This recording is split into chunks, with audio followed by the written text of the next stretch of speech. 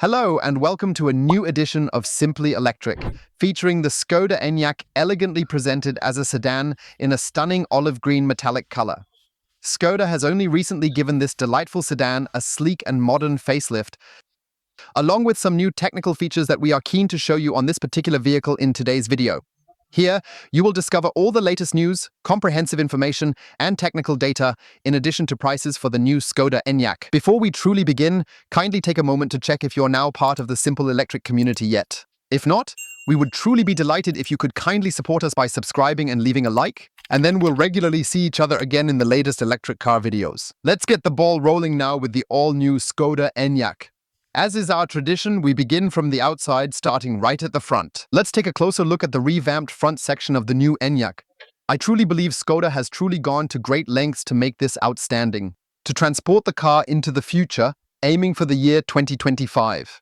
The old model was nice, yet it had probably become a bit outdated in terms of its overall appearance. And so, they are actively attempting to integrate all the Skoda models into this fresh, innovative design line. Great LED daytime running lights we have here on the upper part of the vehicle.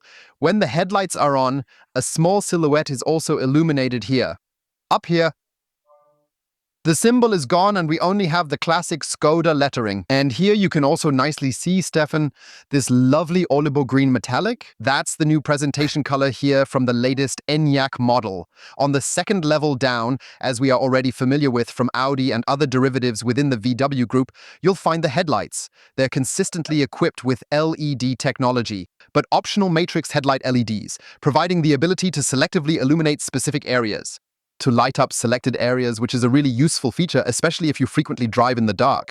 Additionally, during the winter months, there's ample opportunity to fully utilize the advantages of matrix headlights. From the side, you can immediately see that we have visually upgraded the classic turbine wheel design, making it more refined and striking. That's generally how it is with facelifts, but the primary emphasis here is on the bottom part, where the side skirt showcases a truly stunning and elegant silver metallic matte finish.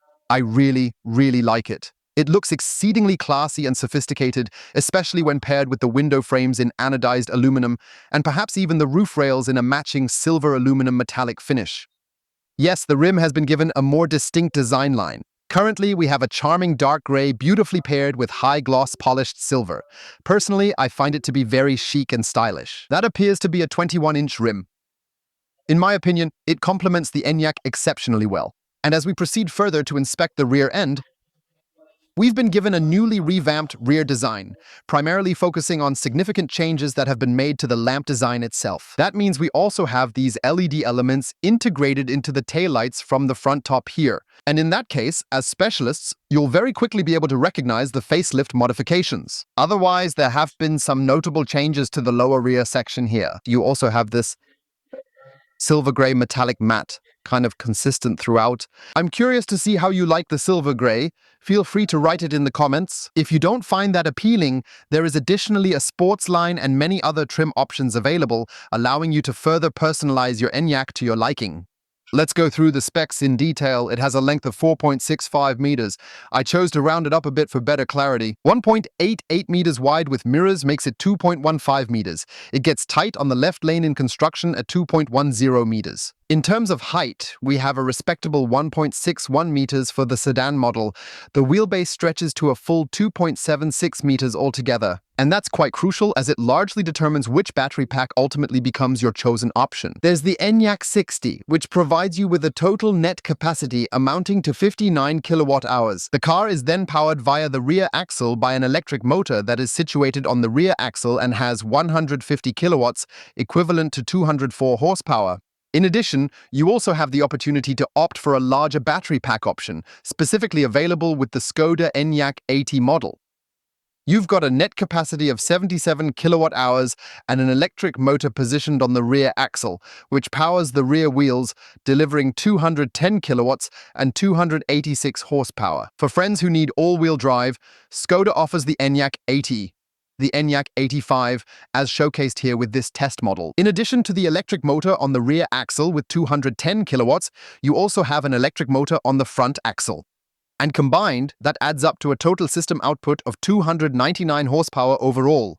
Later on, during 2025, the exciting RS variant will follow, fully rounding out the lineup quite nicely. And it's also meant to get a boost, exceeding 340 horsepower. So for all those individuals looking to accelerate quickly, this is definitely a fantastic thing. The base model goes 160 kilometers per hour. The other variants, either all-wheel drive or with the large rear motor, go 180 kilometers per hour, and at best it currently accelerates from 0 to 100 kilometers per hour in 6.7 seconds. Yes, charging is done back here via the charging port, always AC 3-phase with 11 kilowatt alternating current. That means with the small battery, you're looking at about 6 hours from 0 to 100%, and with the large battery, more like 8 hours. The DC charging power depends on the battery pack and varies between 135 and 175 kilowatts. However, this isn't really the deciding factor because most of you are mainly interested in the value from 10% battery level to 80% battery level. Every model charges equally fast, finishing in about 26 minutes. It's quite a fascinating story to examine in detail. Where the Enyaq models come from, I think initially they were around the mid-30 minutes, Stefan, from memory. And Skoda has certainly improved the charging performance significantly. As for the weight, our test model, which is an 85 with all-wheel drive, comes in at a solid 2.1 tons. Let's take a look beneath the front hood to thoroughly investigate what kind of advanced technology Skoda has incorporated into this model. Unfortunately, still no frunk, which we would have liked, just to store the Type 2 charging cable separately in its own space and avoid mixing it with the other luggage.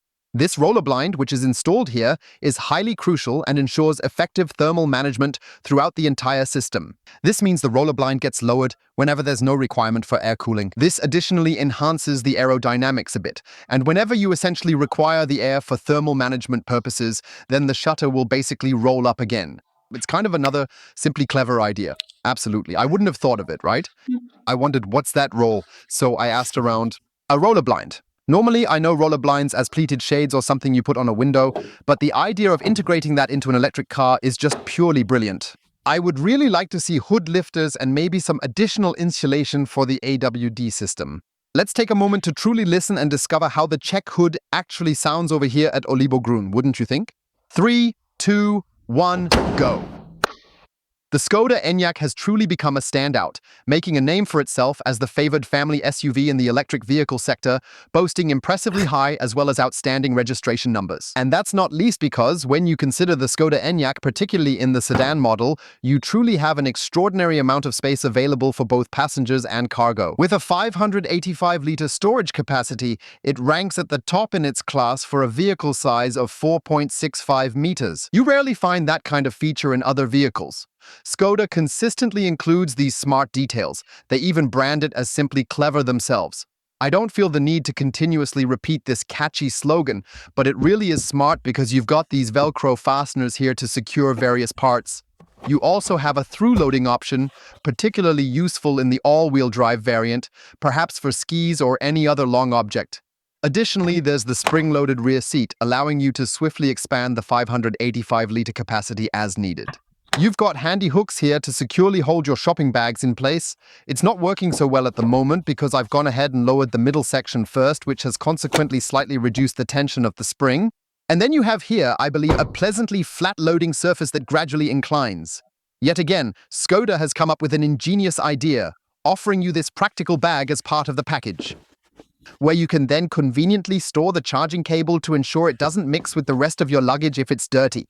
Furthermore, you have a parcel shelf that you can close very nicely here, offering a suitable spot to lay a coat or other items comfortably on top. If the storage space here still doesn't quite meet your requirements, you can alternatively make use of a roof rack system to safely carry up to 75 kilograms on the roof, providing an excellent solution. Or, of course, you could. Also, like our subject, the optional tow bar is available.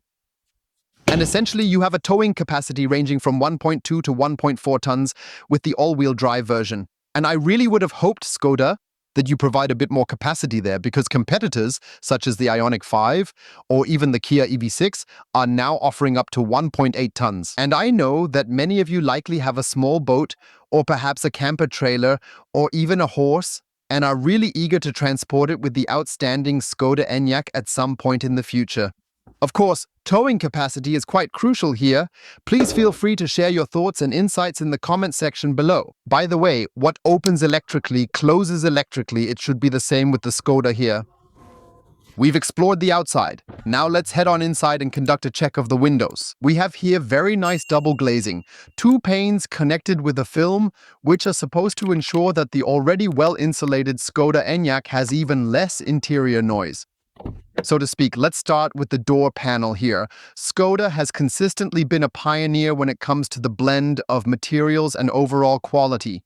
In this case, we have a hard plastic surface that's a bit textured and offers a certain visual appeal.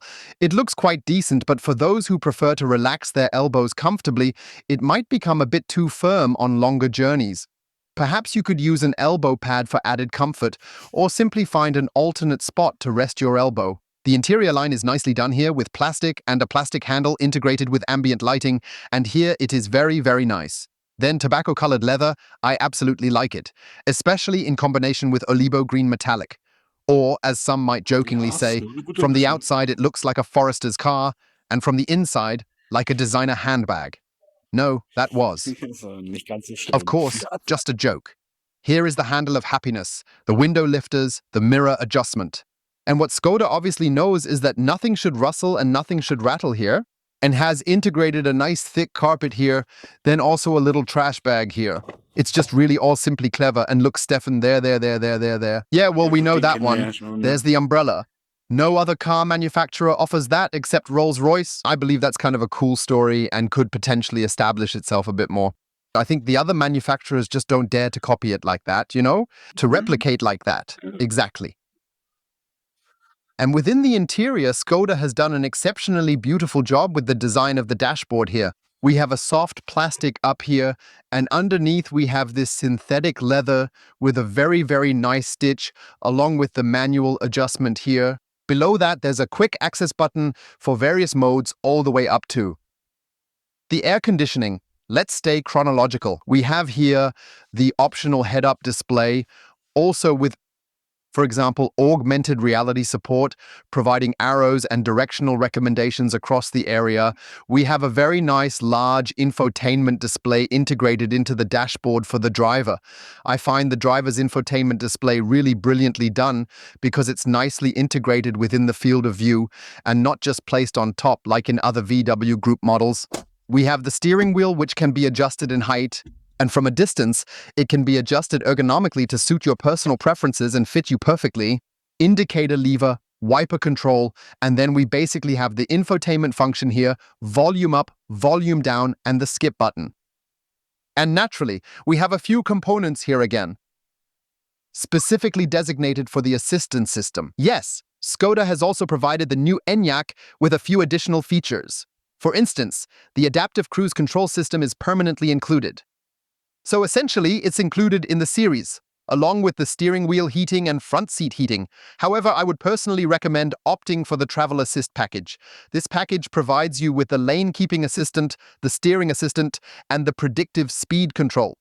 It means that the Enyaq uses navigation data and camera systems to detect when speed limits change, adjusting the pace according to road signs or upon entering towns, and then it smoothly accelerates back to the preset speed. That's semi-autonomous driving at the very, very highest level, and there are only BMW and Mercedes, and maybe 2 or 3 other manufacturers who can do it as well as Skoda here in the Enyaq.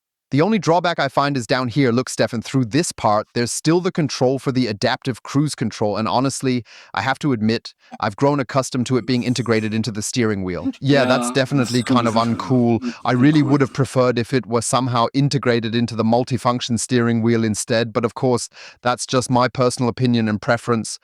You have to define that for yourself.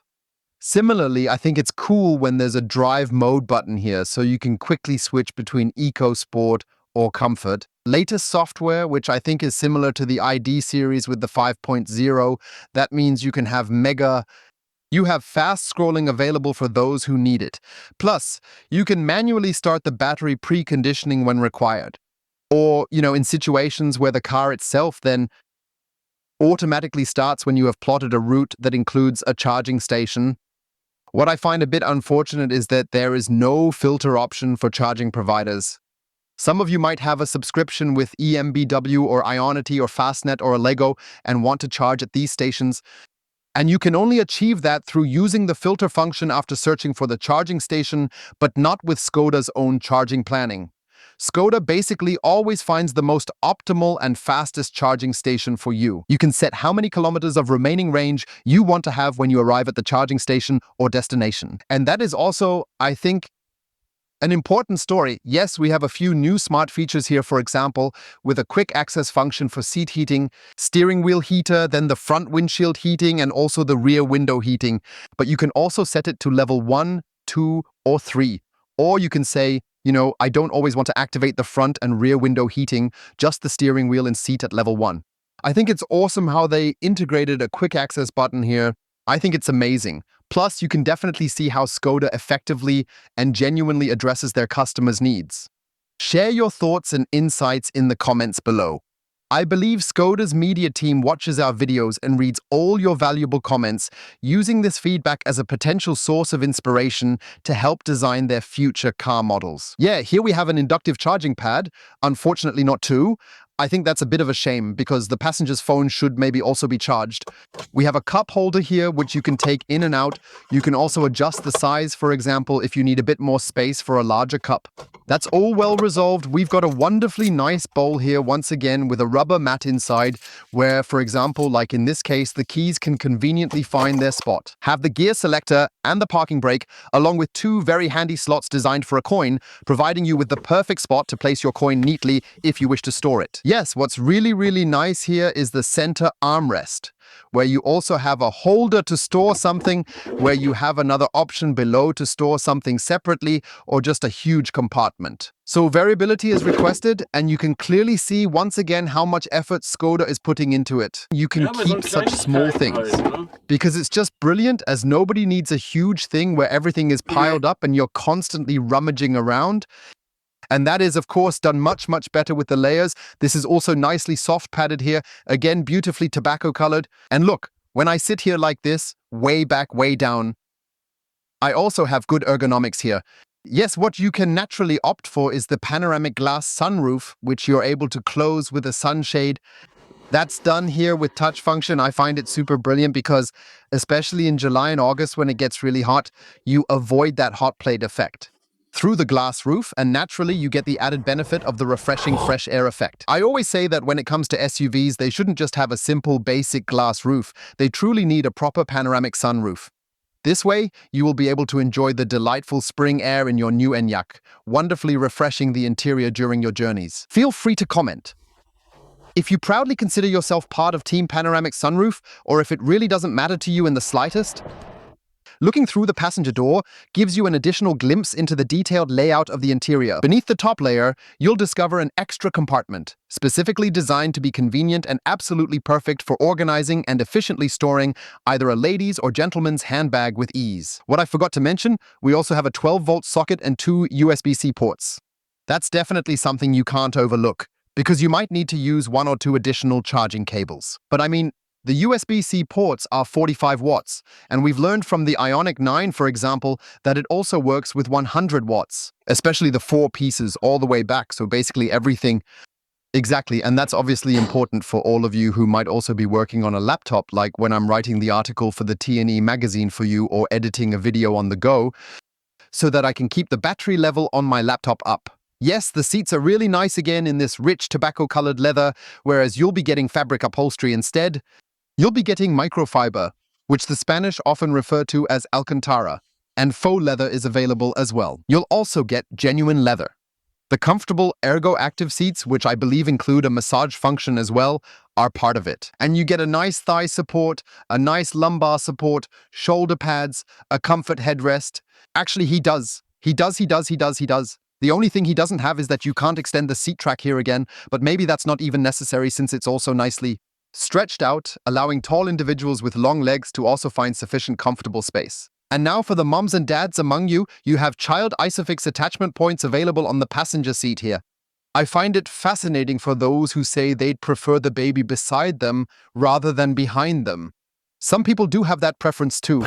Yes, a lovely glove compartment.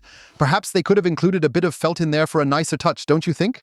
Then you'll find a little bit of hard plastic here, yet it's nice and spacious. You can really store quite a bit. Store inside.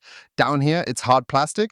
Yeah, and it's slightly textured. But I think it looks quite upscale. Look, even tobacco in the floor mat. You treat yourself Ja. again. Ja, But schön. where they don't spoil you is here, right? Hard plastic. And that can also pave a cobblestone, except for that one guy who's been driving for 34 years without it rattling. Well, on my end, it's Strelitzer Street, I think it's called, or Chaussee. Street. Strelitzer Street, it really seems like almost every car makes a rattling sound there unless it's properly insulated. Where Skoda has really treated us, even with the pre-facelift, is in the rear space conditions. And now, let's take another look at this together, here with the facelift for comparison. I am 1.85 meters tall and have a weight of 99.9 kilograms. Let's take a closer look at how spacious the Skoda Enyaq is in its rear seating area. Back here, I've got plenty of space. I can easily and comfortably slide my feet right under the front seat. The center armrest is nicely padded and pleasantly soft, with no bothersome cup holder getting in the way, so to speak. Because Skoda has a fold-out cup holder here, I like that very, very much. Then here again, perhaps a holder for a small tablet. It's simply well done overall, and that's exactly how I would like to see it implemented by other manufacturers too, if possible. The seat design back here is basically modeled after the front seat. Also, in terms of aesthetics, I think it's well done. Here, too, with the perforation, depending on the seat configuration, you also have seat ventilation, but in the back, you only get seat heating at most. Additionally, the rear part of the front seat is beautifully covered with leather or faux leather here. A large compartment, a small compartment, a nice division. I find all of that really, really valuable. You've got two additional ones back here, child ISOFIX, and Stefan, please come in here. Then, of course, there's the 3-zone climate control. This means you can separately adjust the temperature in the rear, and here below, optionally, you have the ability, but you can also remove it if you like. Then another storage option, again with cup holders. That's perhaps interesting if you have kids, so you can keep some toys or the car card game there, which I used back then, making it simple and easy to store away. What do we feel is still missing from this entire setup? Headroom is, of course, quite ample in this sedan model. I've got about a comfortable 1.5 fists of space above my head, and to be honest, I feel really great and relaxed sitting here in these wonderfully well-padded seats. Really comfy. Now let's check out the door panel. Stefan, we even have a sunshade that can be raised and lowered. It's also interesting in the summer, when the kids are in the back, that they don't get warmed up by the sunlight. And yeah, I think Skoda has treated us with a decent mix of materials. And the only thing that's kind of missing is felt in the door pocket. They saved a bit there, didn't they? Or do I Ja. see something here, or... Hier ist nichts. Das raschelt und klappert. But I have to say it's really great here. Ja. Let's see how it's installed on the side, again in this beautiful tobacco-colored leather. Nothing rattles, and then back here it's plastic again. But seriously, on the felt, would you really have to save? Outside, we've covered everything. Inside, we've covered everything. And normally, I would now hop into the Skoda Enyaq and transition to the test drive with you. Unfortunately, that's not something we can do today. Hopefully, in the near future, during a dedicated small driving event, we will have the opportunity to convey our detailed impressions to you once again in another separate video. How has the chassis perhaps improved, the driving dynamics improved, the range, and so on and so forth? These are all vital topics that we definitely want to update you on. We plan to conduct a consumption drive and a charging check with the new Skoda Enyaq, and hopefully, in a second video in a few weeks, we will have the chance to inform you in more detail about the new sedan. I'm really curious, what are your thoughts on the new Skoda Enyaq? Is it simply just a new design on the outside? Is the switch worth it? I'm curious about how you see it. It starts at 44,400 euros. I think that's 200 euros more than the base before, but you've got the adaptive cruise control on board. You've got the front seat heating and the steering wheel heating on board. And so, actually, if you will, it might even be a bit cheaper than the previous model. Additionally, Skoda naturally offers you a comprehensive suite of classic financial services, including flexible leasing options and a variety of financing plans, with amazing rates as well. Don't hesitate to drop by your nearest Skoda dealership, book a test drive, and experience the car for yourself. And yes, perhaps that will turn out to be your next electric vehicle. I truly hope you found the video enjoyable and informative. You give it a thumbs up. Please feel free to check again if you are part of the Drive Electric community. If not, we would be pleased if you could support us with your free subscription. And then we won't miss each other if you ring the bell with the test drive, the fuel consumption run, and the charging check, because I think that's also quite exciting. Thank you very much for watching. Stay healthy. See you soon. Yours, Ollie. You know, they've built such a cool new Skoda now. Yeah, really, Ja, right? wirklich, And ne? everything is sleek. There's nothing that's not stylish anymore. But Olibo metallic green he has here, Tabacodane. But what he also has, of course, is this thick, fat, ugly Eiffel Castle key in black, highlighted in black. I wonder why this technology can't be integrated into the bodywork, the windows, and the side mirrors.